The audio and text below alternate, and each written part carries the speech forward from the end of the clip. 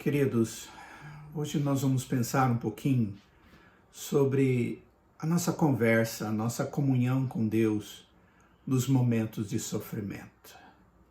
Como que nós convivemos com o Senhor nos momentos de adversidade. Em 2 Crônicas, quando Josafá, como rei, recebe notícia dos outros reinos que vinham contra ele, ele faz uma oração, convocando, antes de tudo, o povo para essa oração, num tempo de comunhão com Deus, através do jejum. E ele termina a sua oração dizendo: nosso Deus, acaso não executarás tu o teu julgamento contra eles? Porque em nós não há força para resistirmos a esta grande multidão que vem contra nós. E não sabemos nós o que fazer. Porém, os nossos olhos estão postos em ti. Eu creio que esses últimos dias têm sido mais ou menos assim. Nós não sabemos o que fazer, as outras pessoas também não têm a menor noção do que está sendo feito ou o que vai se fazer. Mas como servos de Deus, à semelhança de Josafá, nós somos convidados a manter os nossos olhos postos em Deus. A questão é como conversar com Deus nos momentos de sofrimento. O sofrimento, ele é consequência do pecado. A Escritura deixa isso muito claro e está presente na vida de todos os homens. Não há um único ser humano que não passe por isso. Nesses momentos de sofrimento, nós fazemos perguntas para nós mesmos e para Deus. Estas são as perguntas que eu chamo de perguntas do coração, que normalmente apontam para as questões pessoais que são tratadas no íntimo de cada um de nós, num lugar onde as outras pessoas não entram, a não ser que sejam convidadas para ir ali.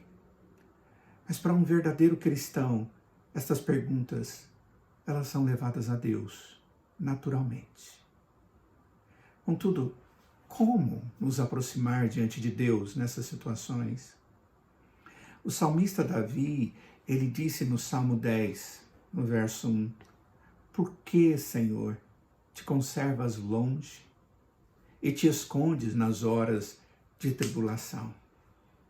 Esse sentimento de abandono que nós encontramos em Davi aponta para a capacidade que muitas vezes as circunstâncias têm de gerar confusão no homem, ao ponto dele, às vezes, duvidar de coisas que são inquestionáveis e que não deveriam ser questionadas.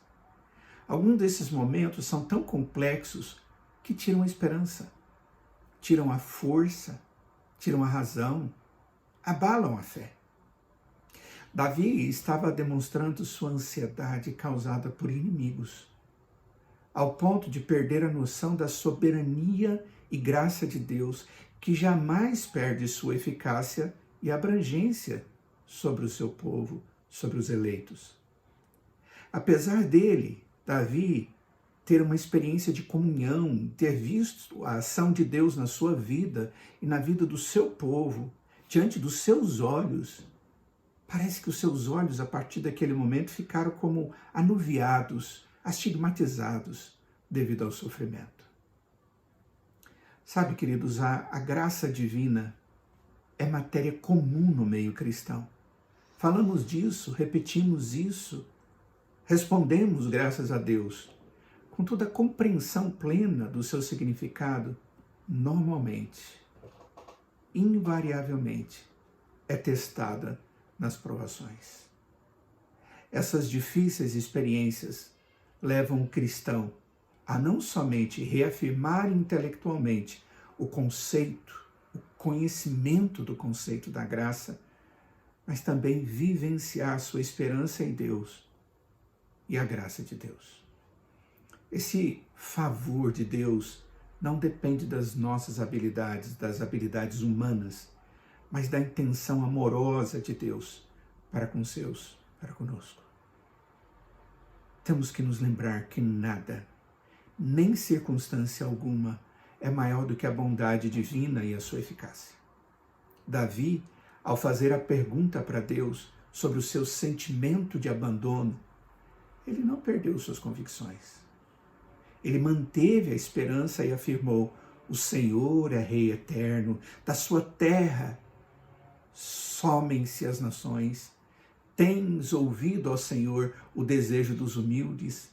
Tu lhes fortalecerás o coração e lhes acudirás para fazeres justiça ao órfão e ao oprimido, a fim de que o homem que é da terra já não infunda terror. Quando nós reconhecemos a soberania e a graça divina, os sofrimentos começam a ser tratados. Mais do que isso, quando nós reconhecemos e voltamos de novo os nossos olhos para o alto e dizemos: nossos olhos estão postos em ti, a semelhança de Josafá, a alegria e a adoração são restauradas. Isso porque a adoração está relacionada a Deus.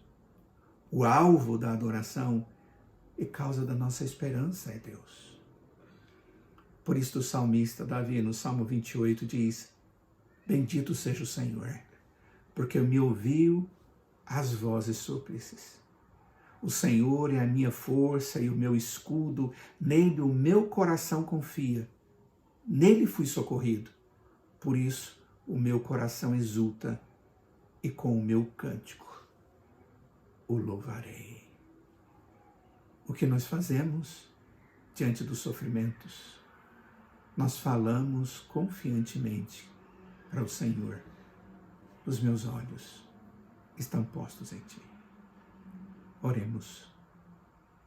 Ó Deus, mantenha os nossos olhos no Senhor no momento da adversidade.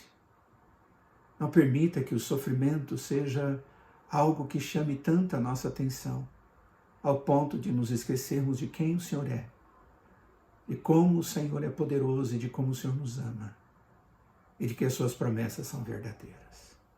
Mantenha a fé em nós. Ajuda-nos assim, ó Pai. Imploramos em nome de Jesus. Amém.